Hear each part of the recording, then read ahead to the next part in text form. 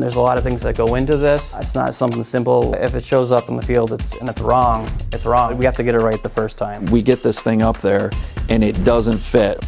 Yeah. That's a huge problem. That would be very bad. Nightmare, I would say. Craig, you've had the opportunity to get out to a bunch of different sites and where customers are looking to upgrade transformers. Yeah. Right? And what have you seen? What have you experienced out there? Like the customer just thinks, hey, I have 1,000 kVA, 4160, 208Y, 120. Like, just give me another one. But give me a couple of things that you see are like misconceptions or issues when you get out there. Sure. I was actually at a job site yesterday. It was a dry type transformer, 15 kV, 2000 kVA transformer. They were actually looking to replace the core and coil of it and fit it in the existing enclosure. So we had to consider the high voltage and low voltage phases, dimensions, heights, where they are, so they can quickly connect it right up to the switchgear and even the high voltage switch. Well, when you say the different phases, like what are you talking about there? Like why does that even matter? Well, you want to make sure your phases are in the proper orientation, so the phases on the switchgear as well as the transformer hookup, so phase A is phase A and B and C and C, as well as the neutral. Right, so you're basically talking about like the phase rotation, right? Correct. Right, so like what you're doing there when you're ensuring that and you're kind of checking that box is you're making sure that if we sell the customer a new transformer, that phase rotation was coordinated, right? Because we're going to make it easier for them. Correct. Yeah, we want to make it as easy as possible for the customer to, hook it up and make things go smooth. Absolutely. What about, we were talking about that particular customer yesterday that you went out to see at their site, and the enclosure. It seemed really small. Yeah, so I mean, that's part of the thing, getting these core and coils to fit in the older enclosure. Sometimes they're smaller. Actually, the misconception, with technology is things usually get smaller, but actually sometimes in the electrical world they get bigger due to, new codes and DOE requirements and efficiency requirements, so it can complicate things. Yeah, so let's talk about DOE, right? Because like this comes up a lot, right? When we're replacing old dry type transformers with like new core and coil. So like basically we're going to gut the old case and put a new core and coil assembly in that existing case.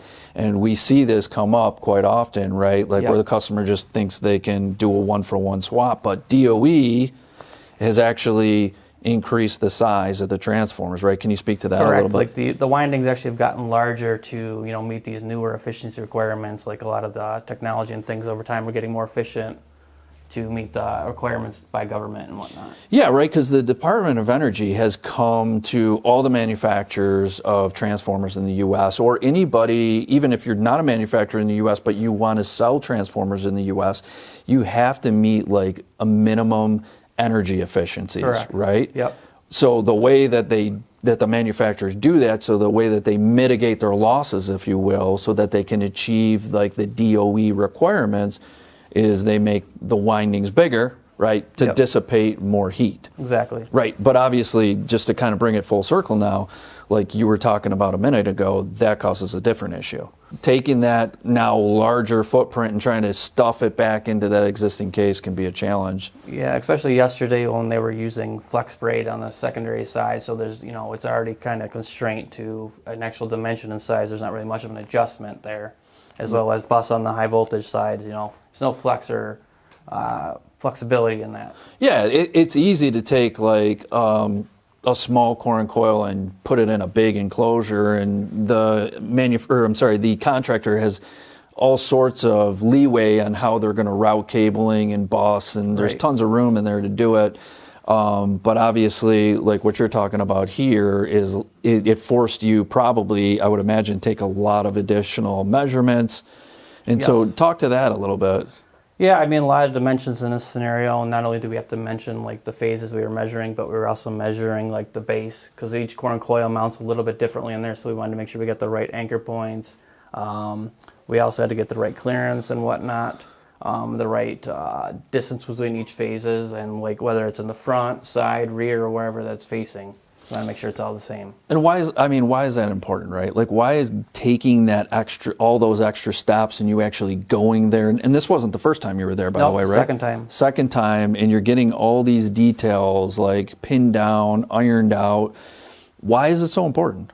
Well, if it shows up in the field it's wrong, it's wrong. There's not usually be able to fix that, you know. Right. So we have to get it right the first time. Yeah, I mean, worst case scenario is like just physically too large to put back in there, which would be a huge problem. Right. Right. Right. But you know, also making sure that all those connection details are figured out, making sure that the phase rotation is proper.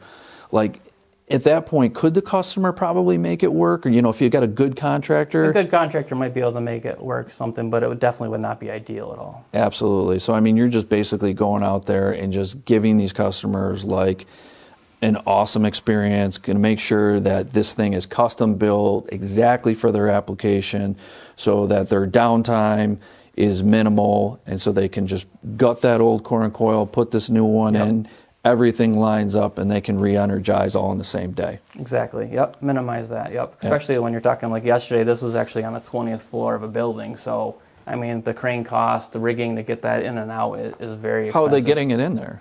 Wow, it's going to be very expensive. The crane would have to, you know, lift it up, swap them out, and he was talking, you know, 6 figures just to do just that alone. So the rigging piece to this is more expensive than the actual transformer. In this scenario, it actually is, yes. Yeah, right. So there's no elevator that they can bring this core and coil up? No. So they're gonna actually pick it from outside the building with a crane to a 20th floor. Correct. This is downtown Rochester, correct? It is, yep. All right, so imagine they do all that, they incur all that expense, we get this thing up there, and it doesn't fit or it doesn't line up.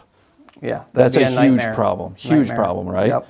Absolutely. So all the more reason that you have to go there, not once but twice, to ensure all these details are figured out, ironed out, and then from here now, like what happens? Do we just build the transformer? Nope. So now actually today I reached out to the factory, I gave them this dimensions and the information I gathered from going out a second time there, and you know, we'll go through, we'll get the approval drawings done, and we'll make sure that all the dimensions that I've taken match there, and then you know, triple check it again in the factory.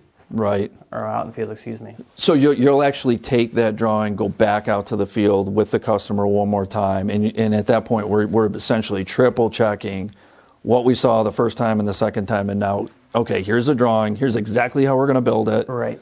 And now we're going to like just triple check it, make sure it's exactly what they want before it, you know, gets manufactured. Absolutely. Yeah, that's great. I would probably say size, you know, like getting the dimensions to meet and match exactly can be difficult. Yeah, I would agree. I mean, we talked about this a minute ago. You know, these electrical rooms, like no matter where they are, whether they're on a college campus or they're in a high rise, they're all way too small. They're small, they're dark, yeah, they're compact. They were probably way too small when they were originally built, whether it was in the 60s or 70s, and now you're going to go in there and you're going to gut an old core and coil that was physically smaller than the larger one that you're going to put back in there. Right.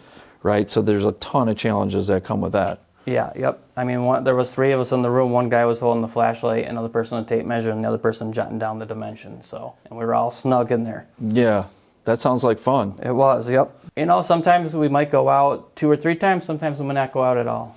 Yeah, I mean, we talk about this, right, a lot around here. I mean, mainly we talk about it because we want to get it right the first time so that our customers have an awesome experience. But selfishly, we want to get it right so that we don't have to throw it in the garbage and build a new one, right? A lot of what we're doing is super expensive. Right, and you know, we're all very busy, so we don't want to do something 2, 3 times. If we get it right the first time, that's saving some time for everybody. So, you know, maybe just a frustration with a customer or going out to a site or whatnot is just understanding that it takes time. There's a lot of things that go into this. It's not something simple. A lot of times, you know, it might take weeks just to get, you know, a good quote put together that meet the requirements and demands. You think our competitors are doing this? I think most of them maybe would just hit the easy button and push it back on the customer or the end user to confirm and make sure that everything matches what they need. Isn't it amazing how many jobs that we get called out to that are like very custom in nature? Yeah, I mean, I feel like most of them are you know, a little bit one-off or different in some aspect. Right. I wonder if that's not a coincidence. Yeah, yeah. Right. I mean, the gentleman I was talking to yesterday, you know, he said your name, Zhang, is synonymous with these custom medium voltage situations, you guys have a good name in the marketplace. Did he really say that? Yes, he did. Yeah, yeah.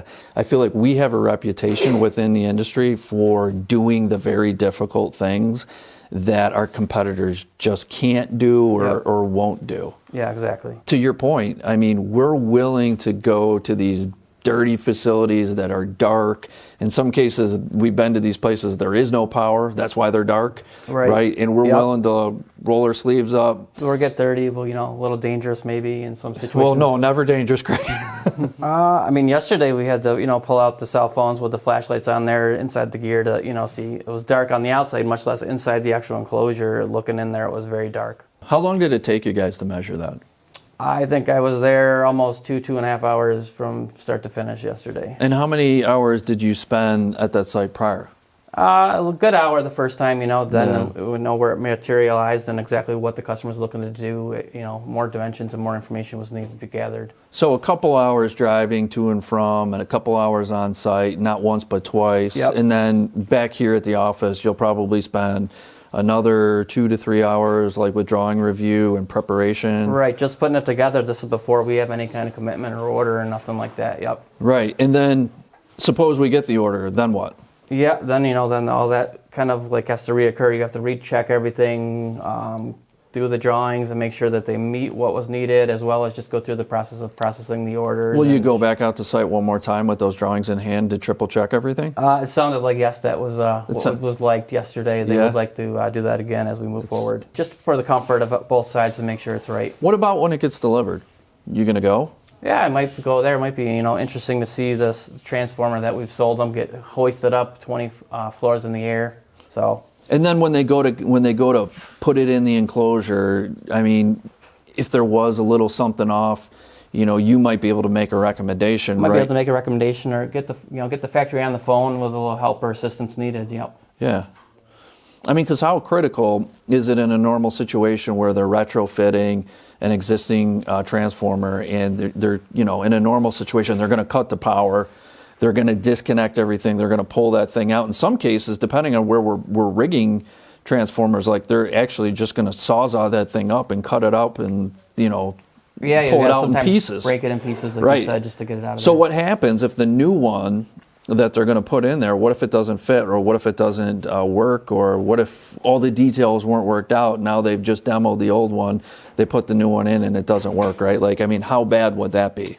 That would be very bad nightmare, I would say. Right. Which is why we tend to spend so much time. Yep, that's why we triple check it, exactly. Triple check everything, Yep. Absolutely.